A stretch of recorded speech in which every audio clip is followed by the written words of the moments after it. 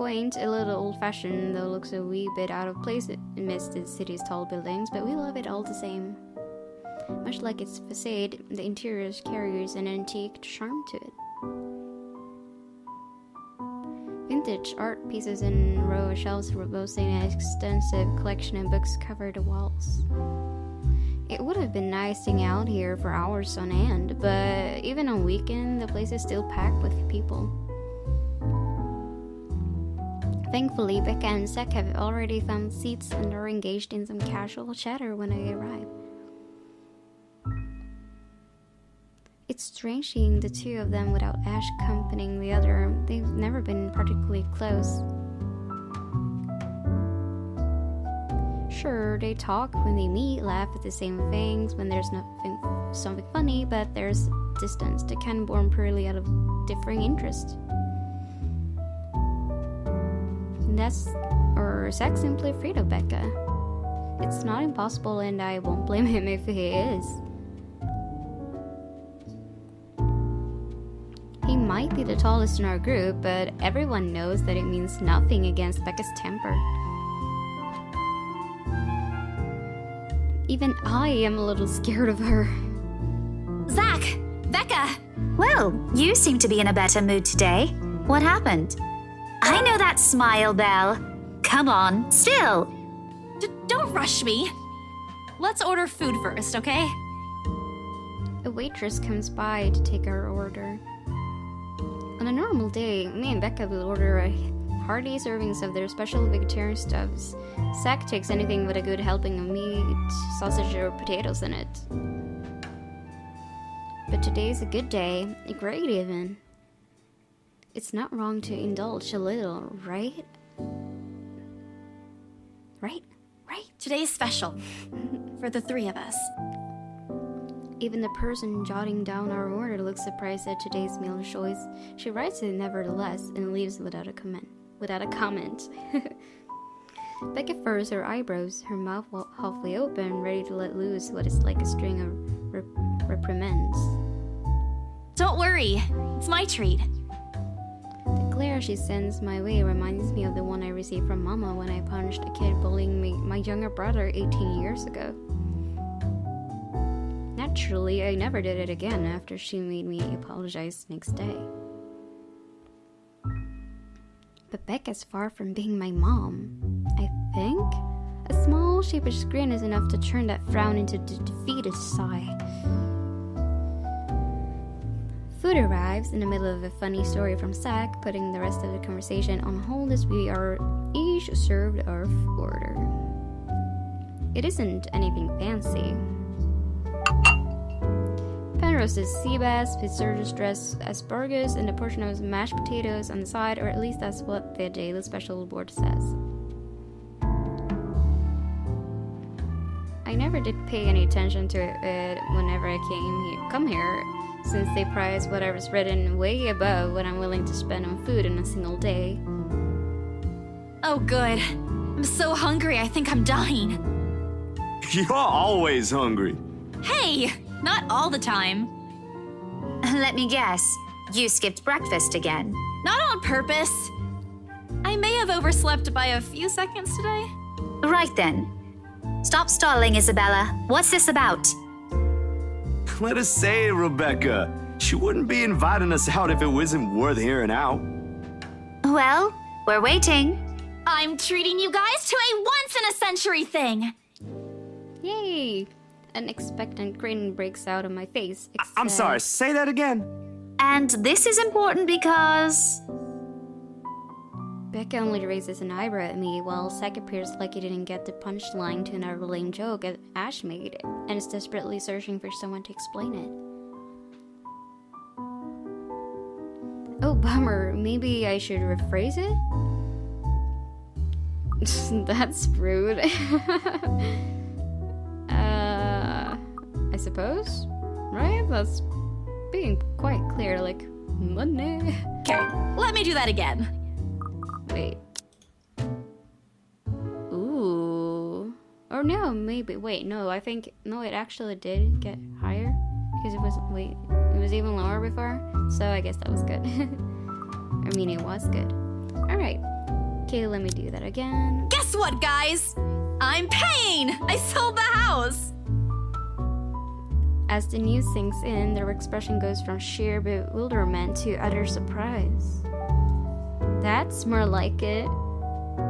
You heard me right, ladies and gentlemen. As of today, I'm Maria Isabella Grace Cruz Santos and free from my instant noodle binge. Seriously? Hold it, Belle. You sold the house? Yep. Which house is this? In Aslam Village? The one with the open house yesterday? The one and only. Come on, Becca. I know you've got a better memory than that. Oh, wow. That's... She lets out a hum. Although she's nodding, she gives the impression of someone who has heard something unbelievable and is still forcing her brain to absorb it. Like, what? Did she think we wouldn't be able to sell it? Have some faith in me, Becca. Am I not your best friend or what? You don't believe me? The words tumbled out of my mouth before I could stop them. I've been trying to avoid bringing up yesterday's little spat, and judging from the looks on their faces, it seems they are too. Me and my stupid mouth. I'm sure it ain't the way you're thinking, Bella. No, I do believe you. But don't you think the sale happened a bit too fast? The open house only started yesterday, and now you already have a buyer? It happens from time to time. Yeah, but... Look, I'm happy for you. Just yesterday, you've been really worried where to get money for your dad's new treatment. And now, all of a sudden, you have something. What if the sale doesn't push through, or I don't know, they're a fraud, or they suddenly back out? Isn't it a little too early to celebrate? Rebecca does have a point, Bella. If you haven't closed the deal yet, there's still a chance they'll go back on it. They don't seem like it to me. The lady appeared to really want it, and she approached me without even finishing the tour. Pressured me into it, more like. But I'm not going to tell Becca about that. Knowing her, she'd only worry. And she already hired someone to handle the house's interior design. You're joking. Who would do that? The Wrights, apparently. It's actually pretty funny. She's a bit too excited to get the property, she forgot to buy it. At any rate, they've already signed the agreement today, so it's just a matter of time. And don't tell anyone about this, but Ma'am Hannah also gave us something extra. Something as in... Cash. As in, it's why I can treat you two to a free meal. I'm almost surprised you accepted it. She didn't really give us a choice in the matter. So don't lose sleep over this, okay? The couple really want the house. If Rose didn't stop them, they'd likely have paid up front for it yesterday. That's despite the legends, too. I even tried to show them the letter. But nope. I want this house, darling. Go take all our money. But I didn't You show don't her really the think letter, they but believe whatever. that, do you? I'm pretty sure for them, those are just rumors as well. No one is that superstitious in this day and age, Belle. Well, there's you. Right. You know what? I'll just eat all of these by myself. I began to gather plates to my side, the food in it still untouched. A laugh almost escapes my mouth with the way Isaac's expression quickly changes to disappointment. Becca's hand interrupts me just as I'm about to pull her plate closer to me. I'm kidding. Don't go all pouty on me again. I'm just concerned you'll get hurt if this doesn't happen. I know how badly you want to close this deal for your papa. I'm sure he's gonna be fine now, though, with the money. They don't know yet. I think I'll call them tomorrow. Let them know things will be easier. Mama said this morning he's showing progress with the new treatment, too. It's just a matter of time. I allow myself to smile, genuine and uninhibited. It's strange talking about this with other people, even those who have known you long enough. But today, things simply feel a whole lot lighter with them here. Lunch passes in an enjoyable fashion. A laugh here, a playful jab there, but most of it spent on catching up and telling stories about whatever's keeping us busy these days. Something we couldn't afford to do the day before, taking into account what happened. Even Beck is surprisingly chatty. Is there something in the sea bass we ate? Zach, though, appears less energetic. While he's far from being the life of a party, he's definitely not the type to keep quiet in a conversation with his friends. Apart from a few inputs, he's been silent the entire time. If Becca notices... Are you sure you're not feeling under the weather, Zachary? Huh? Oh no! No, I'm okay. No worries, Rebecca. Doesn't sound okay to me. It's okay. I might be feeling a little bummed out today, but I'm sure this will pass. Is it about the reviews this morning? A pain expression crosses Zach's face, and almost immediately, Becca retreats in her inquiry as though the man's looking is enough of an answer for her. I look between the two of them. Did I miss something? What happened this morning? Did I stumble on a big secret? This is why I don't like waking up late. You heard about those, huh? Sorry, I just happened to check on some sites this morning. Nah, it's a very sensitive topic in the first place. I should have expected it. What reviews? Becca glances at Zach, her emotions unsure, eyes asking for his consent on the matter. Although there's a small desire to keep asking on my part, I don't dare voice it out. With Zach, it has always been better to wait. Let him speak on his own. Becca too, to some extent, although with her, explosions of temper are more common. In the end, he simply answers with a shift of his shoulders, gesturing for her to go on with a tilt of his head. It's his movie. That doesn't explain anything. Stop dangling the information, Becca! Zachary, I'm not the one supposed to be telling her about this. It's still your documentary. Is it something bad? Not bad per se. You guys don't need to dwell on it much. Bad? Listen here. I wouldn't trivialize what those bowheads wrote if I were you. They're ruining other people's jobs. From how her tone rises in anger, it seems like she's the one slighted and not Zach. A snicker escapes me, which I promptly stamp down on as soon as she sends me a hard look. This isn't a laughing matter, Isabella. Some bowbag just insulted him. Oh, no. Calm down, Rebecca. Those are just reviews, and it happens a lot. I do not ken about you two, but calling the entire film an out-and-out drivel, you're better off watching an educational kids' TV show, and worst 1.5 hour of my life, among other things, isn't exactly a critique any decent movie reviewer would say. If you could call that a critique, did we even watch the same film? Well, maybe pretty I ain't rude. cut out for it. Better stick with my photography or something. If nothing else, this helped me open my eyes to what I can and can't do. You're giving up. It wasn't a question. It was just something experimental I did on my free time anyway. It's no big deal. But you worked on it for months. Doesn't look like it matters for those people. Don't say that! My palm strikes the table, sending the tableware on top clinging against each other. I didn't even notice when it rose from my seat. But here I am, just having looking down at him in the same manner a teacher would at any unruly student. Becca's probably proud. I didn't mean to yell, but there are some things people like Zach aren't supposed to say. How exasperating.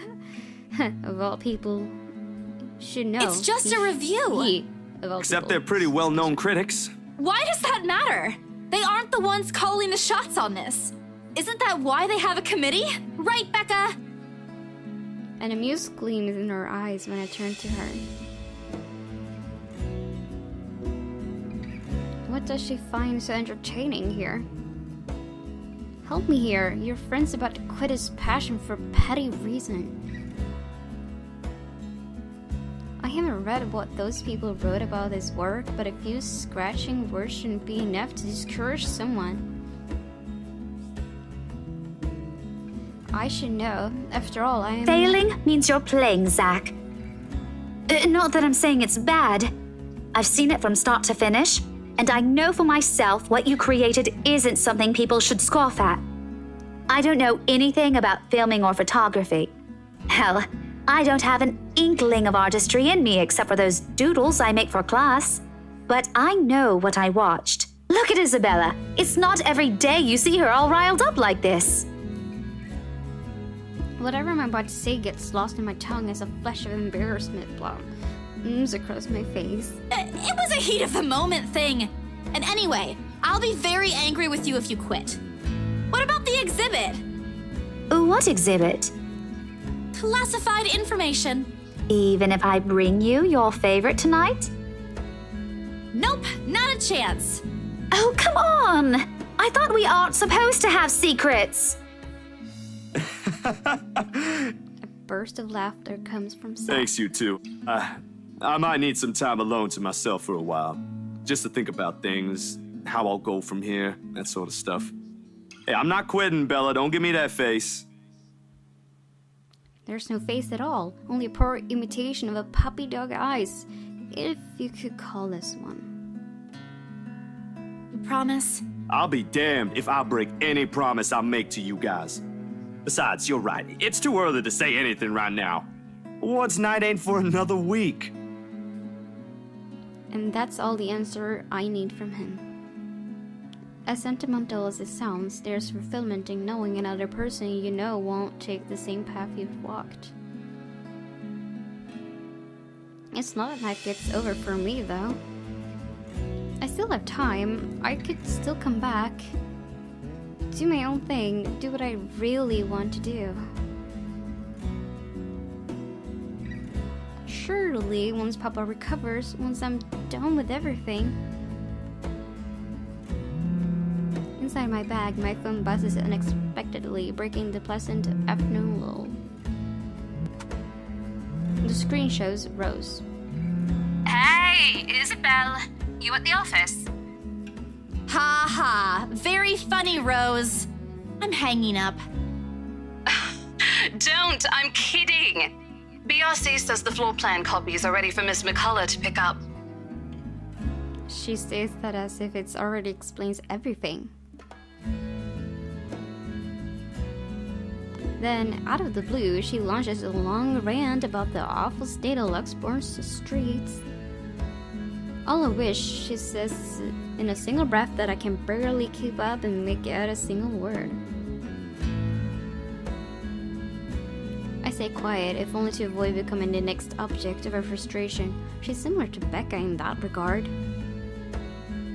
I'm stuck in horrendous traffic right now. Bloody stupid drivers. When she has finally run out of things to complain about and stops, what she says next still has none of what I'm hoping to hear from her. Just a quick mumbled plea for me to meet the right interior designer in her stead and Anyway, I'll leave it to you. Bye. Thanks. Classic Rose. She ends the call without even asking for my input.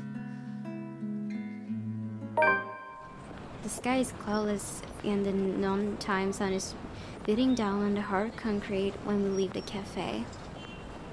It's far from unbearable, but it's enough to put most people in a flick of a mood or make them vulnerable to catching something. No wonder we have staff members going AOL lately, not to mention my boss's mercurial moods. I can't believe I'm saying this, but I want our usual cloudy weather back. For all the gripes about the unpredictable weather, though, the streets of Luxembourg remain constantly busy. The hurried tapping of shoes against the pavement and in shadow becoming from the lunchtime crowd for the humid afternoon air. A small reminder of the things we still have to do, regardless of how much I want to return to the comfort of my bed.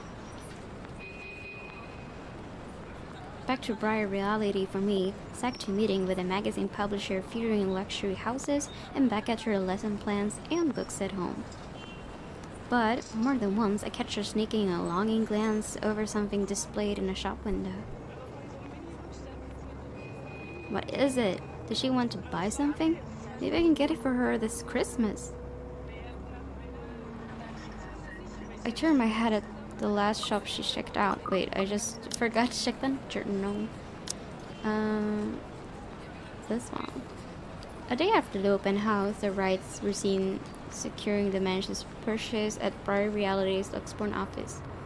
Parties involved in the transaction were surprised at how fast it went, but agreed it was to be expected when dealing with influential people like the Wrights. Happy over the sale, Isabel Santos treated her friends to lunch. She checked out. A fleeting glimpse. The world stills. Whoa! She looks at me. Eyes hollow, gaze piercing and boring into my very soul like a set of chains to keep my whole body still. There are no shadows or whispers this time. Only a plea. A hum, low and indistinct.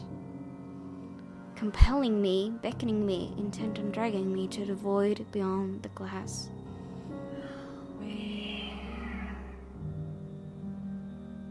I don't dare to move. My heart hammers against my ribs. Each beat, every thumb screeching at me to look away and make a run for it. Screaming at me. Jeez, I can't read. But I can't. I couldn't. All of my limbs feel heavy, while my own breathing strains in the face of her calls. Leave me alone. Her mouth is stretched in a grin, wide and unpleasant. The panic bubbling up in my chest forces me to take a tentative step back. I try not to stare at the seeing flesh, the blood streaming from the gaping wounds in her arm or her nailless fingers. I don't want this. Not like this. Not after I got what I want for Papa. No, stop. Leave me alone. Oh, her face confirms and she lets out a wail, sharp and utterly unforgiving. Dang, this is rage. There's only hatred and bitterness, as if the very notion of turning away from her is an offense in itself. What does she want from me? Please! I don't want this! Before I know it, I'm stumbled backwards. My own throat hoarses from the screams I didn't even notice already coming out of my mouth.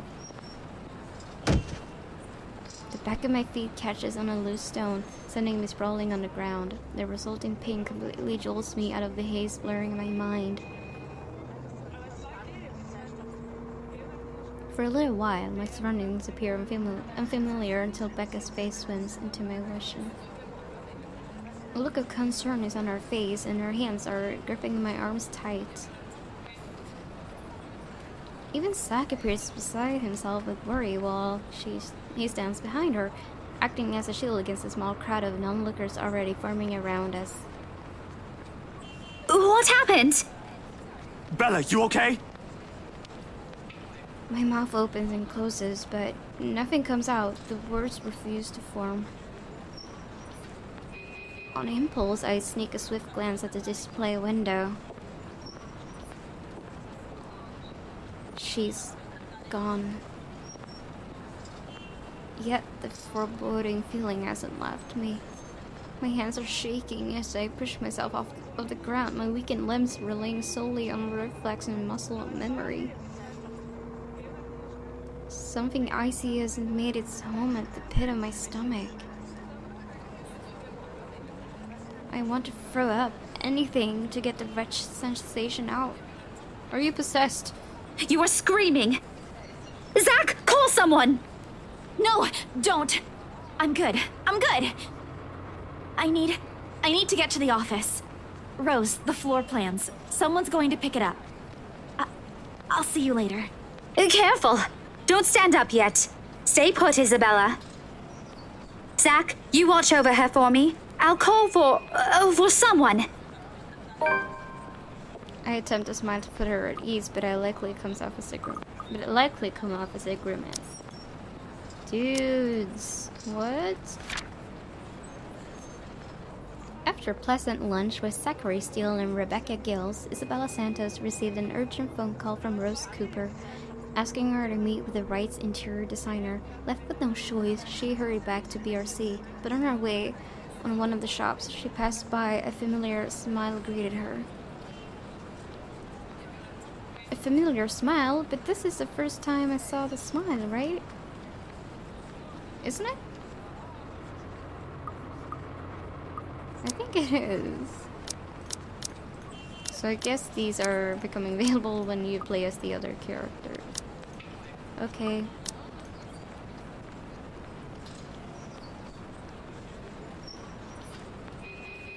That was kind of freaky. Gently, I push her hands off my shoulders. My knees are still trembling, but I can't stand. Leave. Leave me. Stay away. Away. The humidity is stifling. Everyone's stares are unearring, and Becca's and Zach's concerns are suffocating. I don't want to be here. No more. I break into a run. I wish I hadn't left my bed this morning.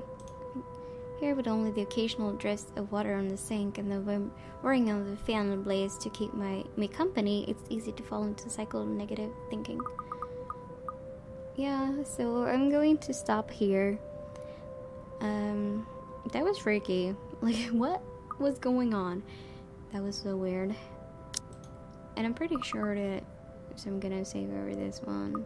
This was because I accidentally lost some of the recordings, so I had to like go back and just film the scenes because I still had my voice there, so I didn't need to reread everything. So yeah, that's why there's a third one.